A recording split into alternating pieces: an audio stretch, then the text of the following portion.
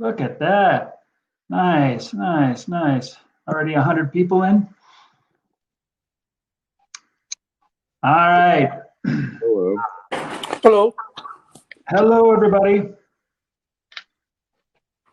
Ricardo Hernandez. Very good. All right. Are we all ready to go, Andy?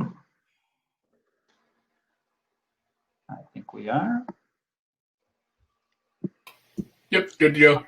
Very good. All right, everybody. Thanks for showing up to today's Real Expert.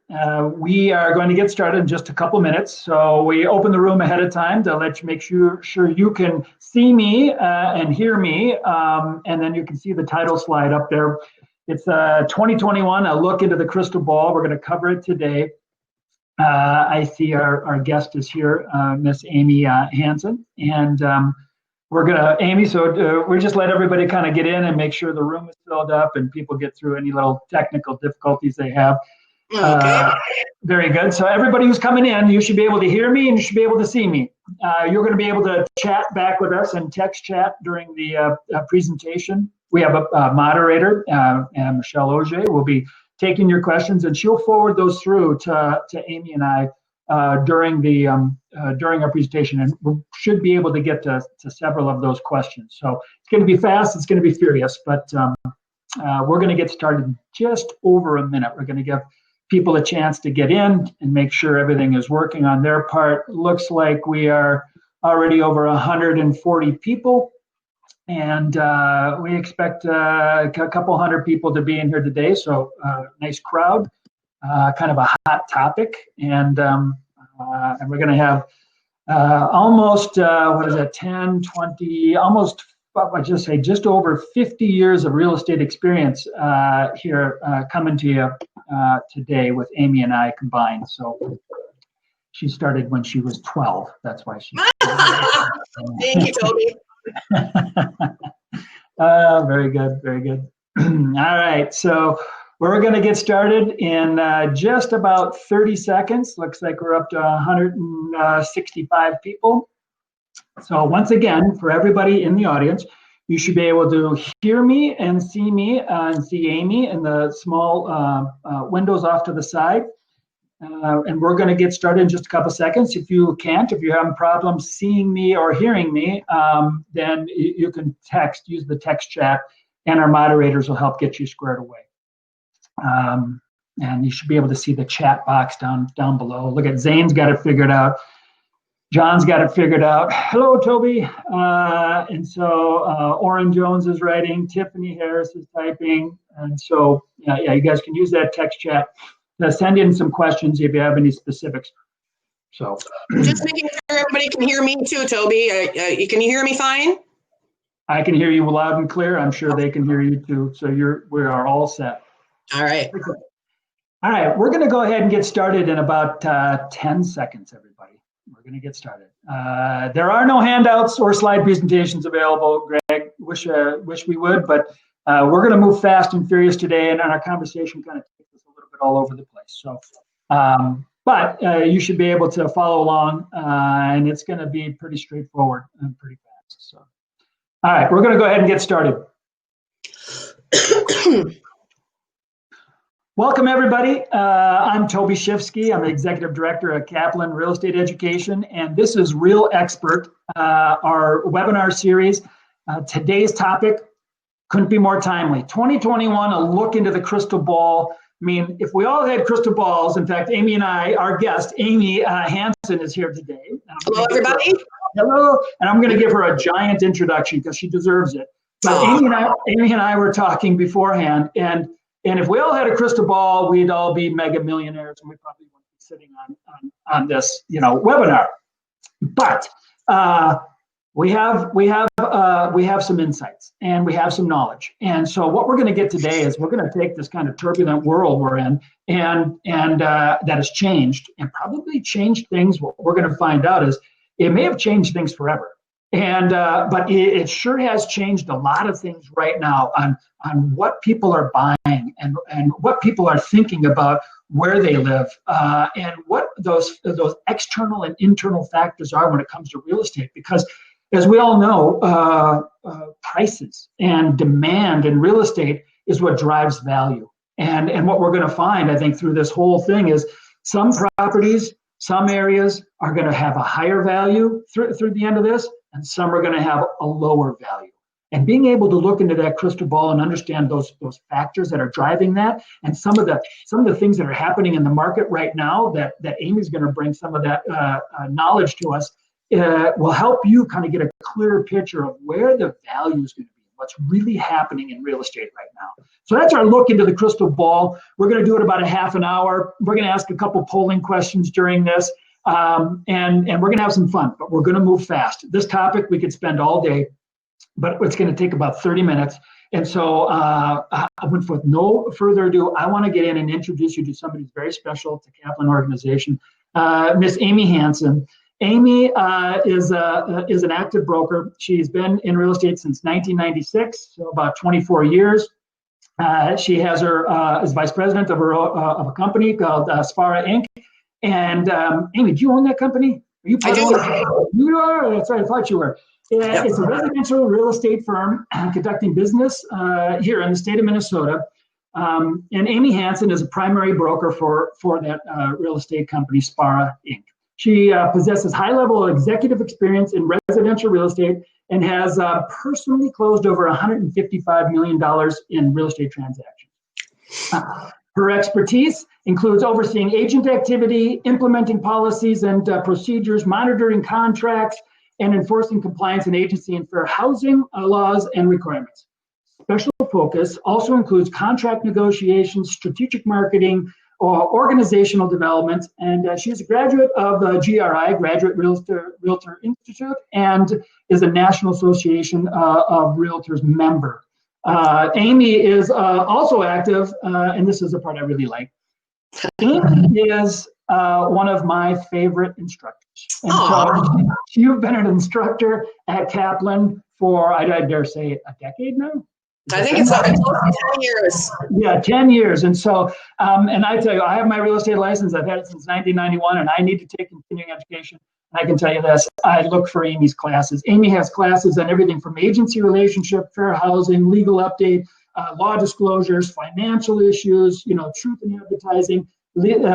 Amy is also a professional witness for mediation, litigation, court cases, and brings up just a pile of knowledge and information to our classrooms. And now through COVID, we push so many of Amy's classes out as live online classes.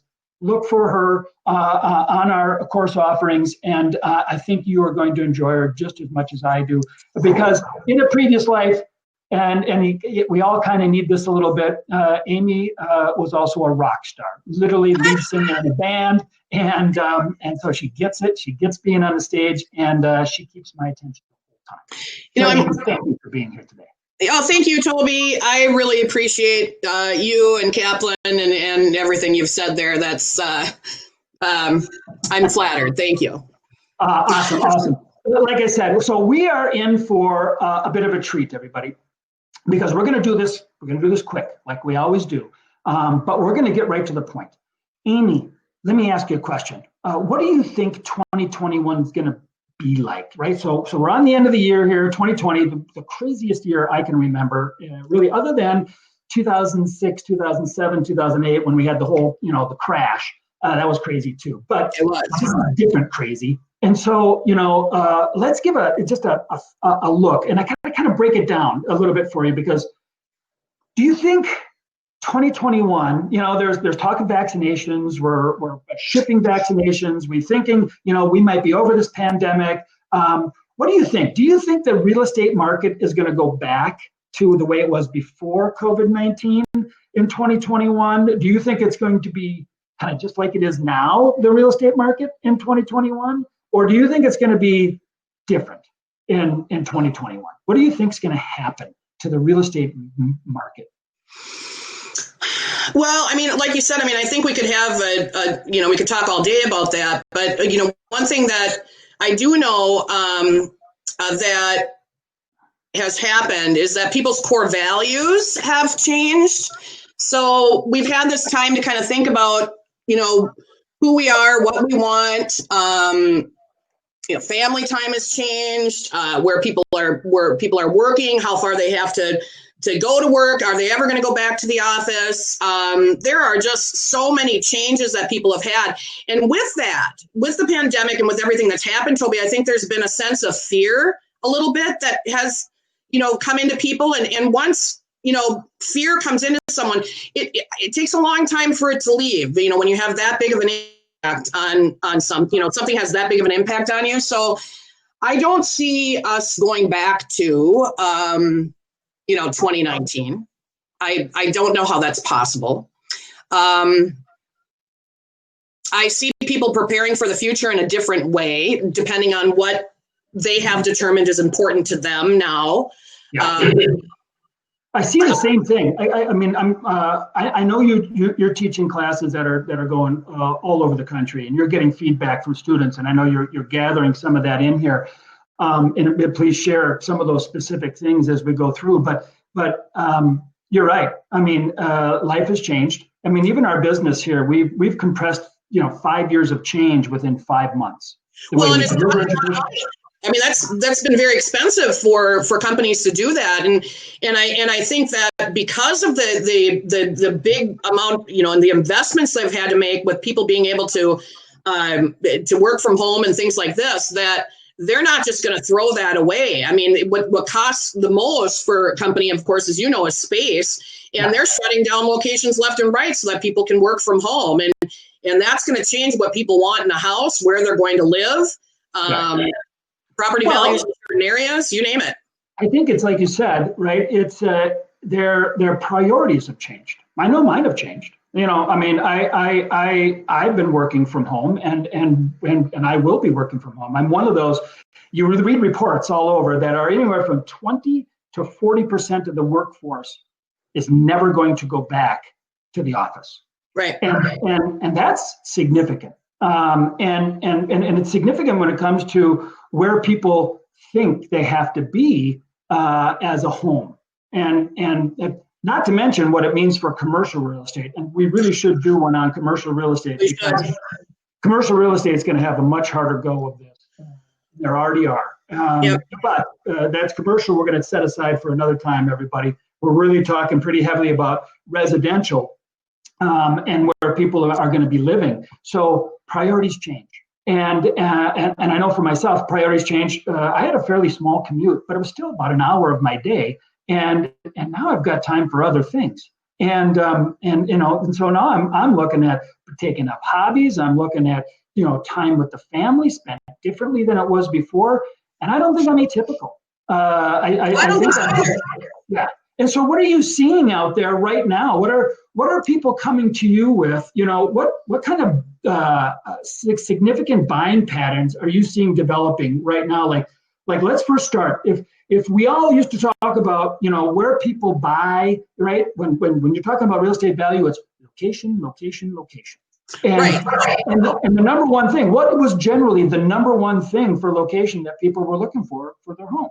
Well, what we've, as you know, I've written many classes for you, and what we always kind of focused on was, especially with, a majority of our population being now in the workforce, millennials, that generation, and in the future, it will be that way too. But, being close to the downtown areas, being close to mass transit, so that they can get into their job or into their work, and they can avoid paying parking downtown, which can easily be in excess of $1,000 a month, depending on where you're living.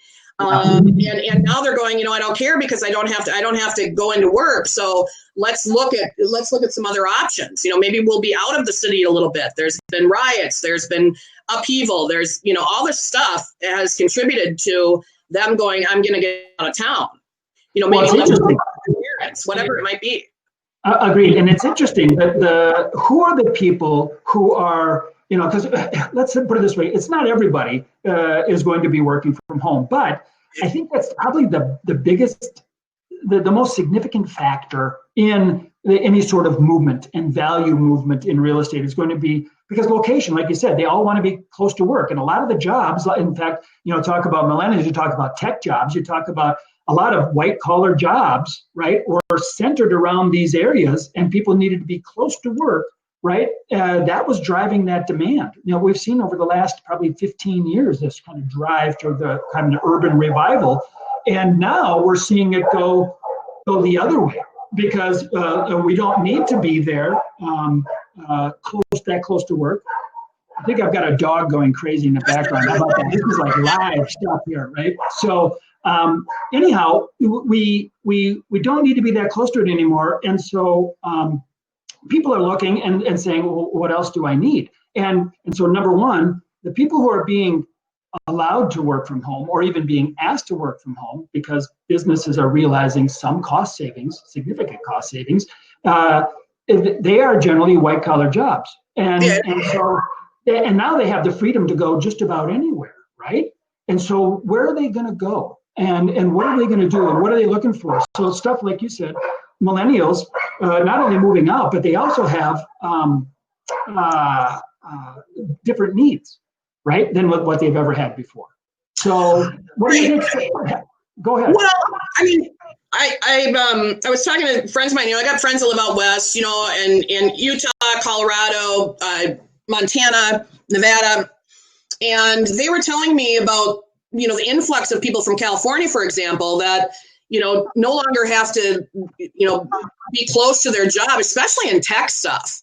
Like Silicon Valley kind of stuff. They're selling these houses, these little standard little ramblers for, 1.5 million. And they're going out to, kind of more, not even suburban, but rural areas, and going, I can get this beautiful, big, huge house, close to the mountains, and activities, I think, is a big thing, like waterway or skiing or hiking or whatever it is that they want to do. And they're buying them cash. And so these houses, I just had a bunch of people from Colorado the other day on a class I was teaching, and they said, these houses that were on the market for $550,000, for example, are people from California coming in offering $650,000 cash just because they're just thrilled with the house that they can get. And so, that made me start thinking, where I was like, I wonder if some of these rural areas, provided that they have good infrastructure as far as like internet and, technology that they can, operate smoothly that way. If some of these little smaller rural communities in beautiful areas that offer something now that their core value is saying they need, don't become little mini Silicon Valleys. So that's very interesting, because what you're looking at here is a shift in priorities. You're looking at a shift in demand, and really the key is, where are they going to go, right? And so I think what you're talking about is, I know for myself, and from what I'm reading is, hobbies are way up. People want a lifestyle. People want to spend time with their family. People need to spend time with their family, and so if they're not tied to a job, and they're not tied to a 2-hour commute every day, then a lot of people are looking around and saying, why am I here? Why am I here? We're in Minnesota, right, Toby? I mean, and we're kind of known for having a huge population that goes down south, the snowbird kind of thing during, and I think a lot of these people now are saying, what, now that I can work at home, why, nothing against Minnesota. I love you, Minnesota, but, I'm going to move to a warmer climate, for example, where, it's going to be, I'll just start preparing for my retirement down there. And, so, I just feel like, where we used to feel stuck before and where we had to be, many people are saying, there's a freedom that has come through this pandemic for me, and my family on, what my values are, where I want to live, how I want to live, all kinds of stuff. And so, you got to think about all these other factors too, right? If I'm not tied to a location because of my job, then all the factors come into play. So not only maybe I need a house now, and we're going to talk a little bit about how house design and demands are changing, right? Because of people working from home, but now I can go anywhere. And so what are all the factors that come into play? Is it lifestyle? Is it I need a different home that actually suits the purpose? Or even further, when you go to, because for a lot of people, taxes.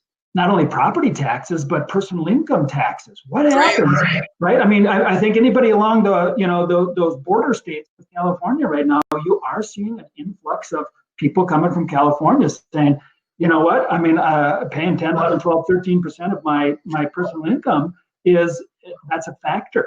And do I need to be here, or can I move to another state? And we're seeing it, I'm actually sitting in Salt Lake City right now, and I see Salt Lake City, booming right now in real estate, because there's a lifestyle here. There's skiing up the hill, there's hiking, there's rivers, there's streams, there's there's a lifestyle, and real estate is relatively inexpensive compared. Well, think about the raise that you'd be giving yourself, Toby. You move from Cali, right? And you move into a state that doesn't have the state income taxes. Your property taxes will likely be lower, because your property value is lower, and just property value or property taxes are in general are lower in the space you're moving to. And it can literally be tens of thousands of dollars a year that you're saving because of the pandemic and the freedom that comes with it for you to be able to move where you want to move. So people will look at it not only from a style of home, location of home, but they'll look at it from a financial side too, where they go, it's a benefit to me financially to get out of this town. Right. So we're going to talk about where we're going. But before that, I just want to ask a poll question. So everybody get ready. You're going to get to play along on a poll question here. And I am going to fire it up for everybody. Let me ask the question for everybody here. I'm going to put it up, and go ahead and play along with us, everybody, if you would. So are you experiencing movement in your area? Are you experiencing moving from your urban centers in your area? And just go ahead and pick one of these answers. Go ahead, let's be real quick. Their first answer is the city center is becoming a ghost town. That's, because we hear about it. We hear about places that people are basically just leaving in droves. Properties are not selling as fast in the city center as before the pandemic. Be a viable answer. There has been almost no change in demand for residential properties in the city. And then actually demand is up in my area, my city living in my area. Is the final. And I think when we're talking about city living, we're talking about big metropolitan areas here. Yeah. Significant areas where people would say, "Now that's a proper city." Because what I think we're going to see is we may see movement into smaller cities, kind of those fringe cities. And we're talking specifically about that in just a second. All right. So look at that. We got over 100 responses, and I'm going to go ahead and end the poll. And everybody's going to get a chance to look at this. So 3, 2, 1. Here we go. All right. So I'm going to share the results. All right. Can everybody see those results? Look at that. We got like 15% said the city center is becoming a ghost town. 26, almost 27% say, yeah, the properties are not selling like they are, and like they have been. And then there's been almost no change. And then demand is up for city living in my area. Look at that. That's the number one answer. Look at that. That's that is interesting. Because Amy, maybe you could share with me a little bit, because there is this one question that hangs out there, and it's a deep topic, and I don't want to get too far into it, but there's a fair amount of investment in urban properties. There has been over the years in condos where people are buying as investment properties, or organizations are buying investment properties and then renting them out. And I think we all know that there may be a rental bubble right now. As a matter of fact, what are you seeing right now for landlords with the whole pandemic and where we're at? And what does that mean for 2021? Just if you could give me a quick hitter on what you're hearing. Yeah, is my camera on anymore? Should I turn my camera? You're on. I'm going to go ahead and oh, okay. I just didn't know if I needed to do something. Oh, there you go. Okay. All right. So here's the problem that I'm seeing with this landlord stuff. All right. And I think somebody had put a question in the chat box about investors, should I wait or whatever? And Toby, as you know, one of the biggest things that I say is, you never make money in real estate when you sell it. You make them when you buy it, honey. And so and I have several friends that are investors that own major apartment buildings and stuff. And I talked with one of them the other day, and she looked at me with tears in her eyes saying, Amy, we're going to lose everything. I mean, it's just we're going down in flames. And so, while I think that, and I'm seeing condos in the city here in Minneapolis, harder and harder to sell. And where we used to have investors come in and buy those up, these investors are now saying, no, thanks, because I don't know if somebody's going to, move in and not pay me rent based on, what's going on here. And so I think these investors are saying, not my time. Yeah, not my time. Maybe when the prices deflate because demand drops, they might jump back in, but I'm seeing the same. It might not make any difference to them, but they'll wait. Yeah, right on. I would if it were me. Yeah, right on. All right, so let's talk a little bit about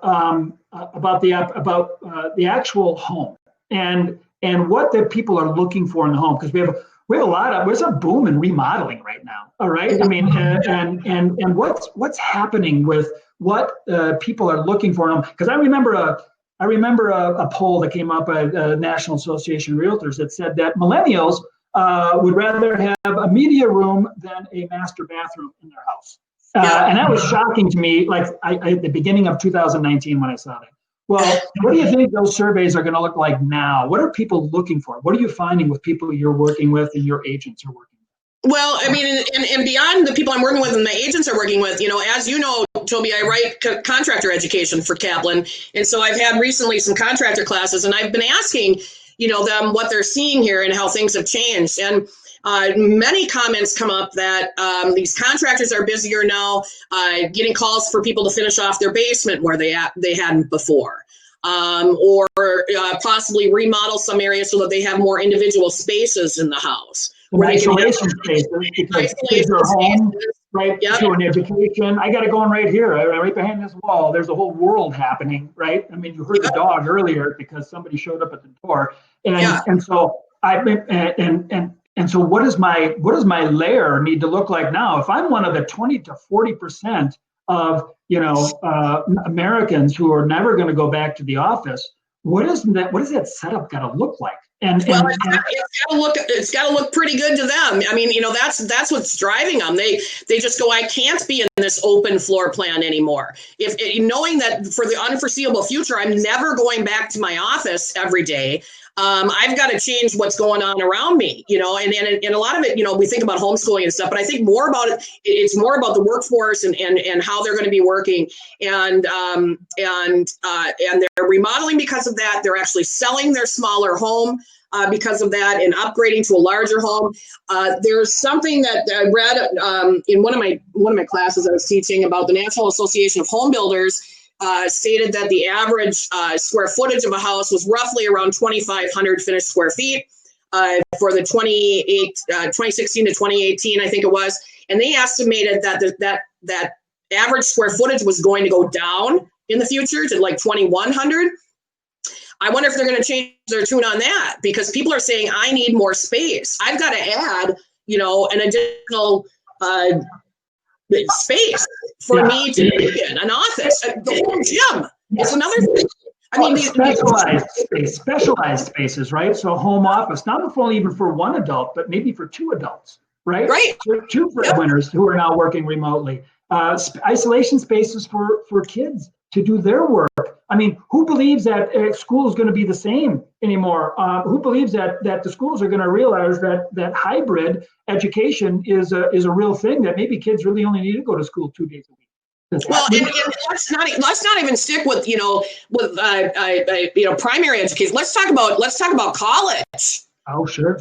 Let's talk about these huge college campuses that and then the landlords around there, where people are saying, we can do online learning now. And so, I've got the exact situation. I've got a freshman in college who's taking all online courses and living in a dorm, and he comes home for the holiday and says, I don't know why I need to live in a dorm to do. Right. Exactly. Why not? So do they have a space at home? So we're seeing that, right? I mean, we're already seeing that. We got contractors who we do education with, and you talk to all the time. They're building these spaces in existing homes.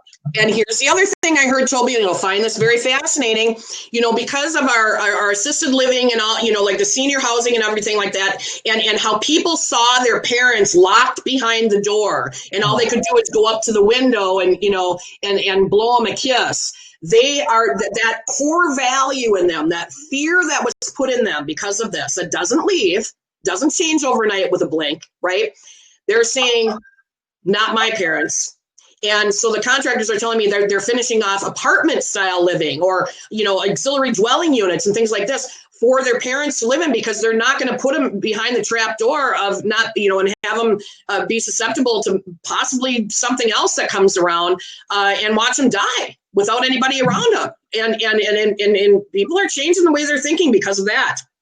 Yeah, that's powerful, right? That core to the heart value where you don't feel satisfied.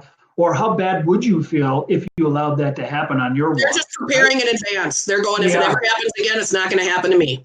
So we're seeing that not only in remodel, because some places just don't have the space for that, but we're looking in new construction, and we're looking for those people who are moving up. They're moving to that next level, and these are the amenities they're looking for. I know that traditionally, as an agent, when somebody would say, "Do you think I should finish off my basement before I sell my house?"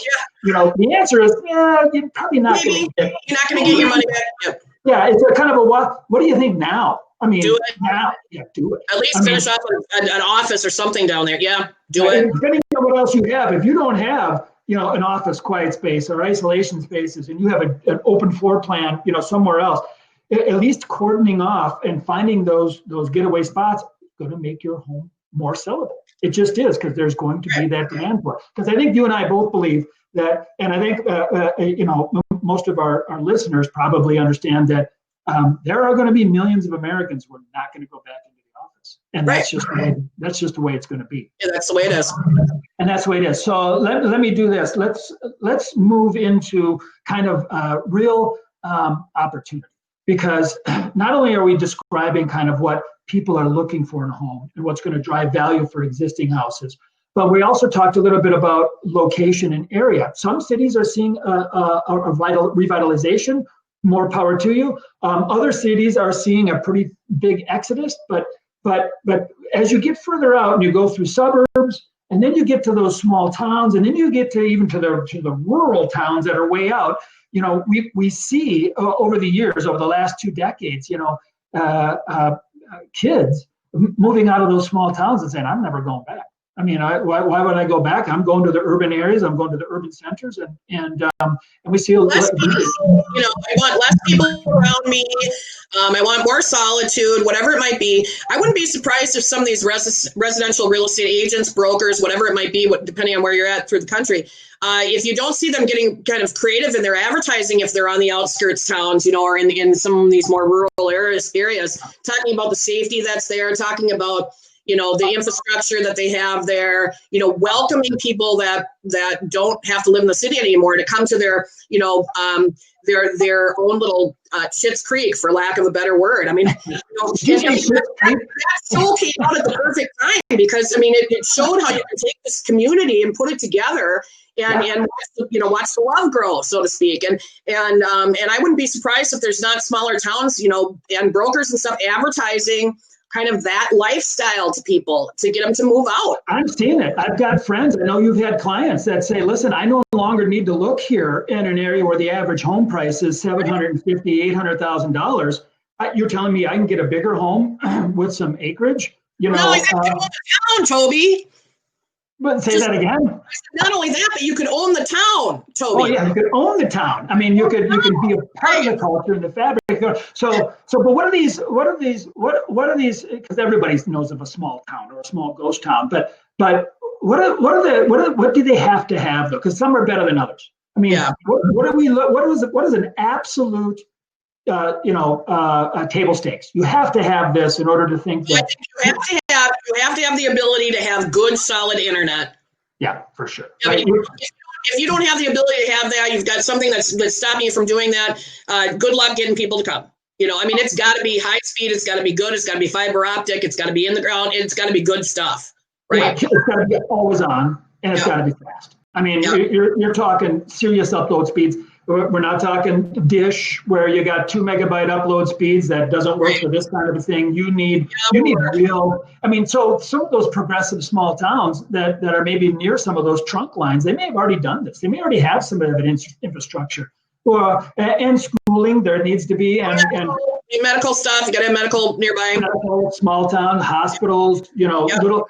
There's going to be a model. and there's going to be a small town model. I firmly believe it. I'm looking myself at investments in those areas to be able to find those opportunities where people look and say, if I don't have to be here for work, I can be anywhere. I want to be someplace that A, the cost of living is less.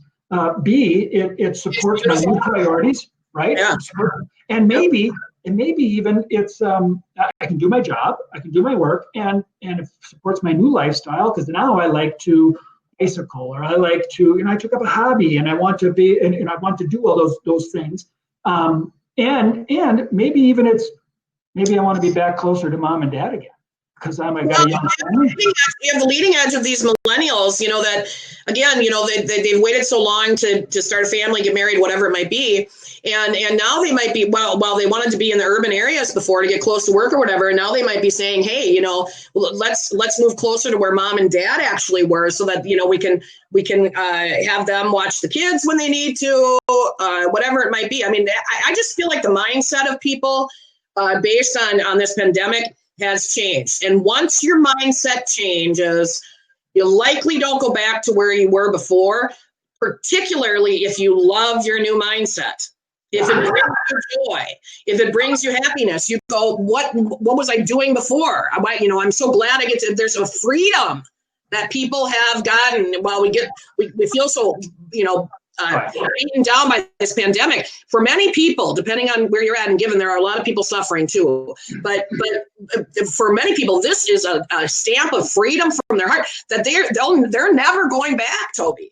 I agree. I agree 100%. This will fundamentally change, not only for the type of properties people look for, but I think the property's going to have to support their new priorities, their new lifestyle, their new freedoms. And those areas, and maybe they are small town, or maybe they're part of a big city that can feel like a small town. But if they can get to the point where they can provide those pieces that support those new priorities, you're going to win. And in those places that don't, you're going to lose. And you're going to lose significantly because once the residential moves and the jobs move, so not only does residential then suffer, but commercial real estate suffers there. Because we could do another one on commercial easily. We could easily do another one on commercial because the tried and true practice is let's say the commercial office space is not filled anymore because people work from home. Well, normally they would convert that to residential and say, well, we'll just make these into apartments, or we'll make these into townhomes, and we'll sell it out. Not anymore. I mean, who's gonna jump on the apartment bandwagon? I know I'm not, and you know me, I'm a risk taker. Yeah. But I'm not ready to take that one yet. No. We weren't going to talk about all the risks you took when you were young, boy. That would be a whole other show. Oh my goodness. Amy, you have been absolutely awesome. Just awesome. I think we need to do another one of these because there's a lot more I could talk about. We have such a limited time, but we should probably put out another one here.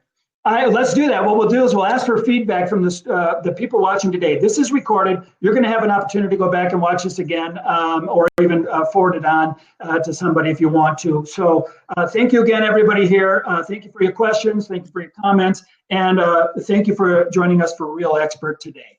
Toby, thank you for inviting me. It's been a blast. Love it. Awesome. Thanks, Amy. Take care, guys.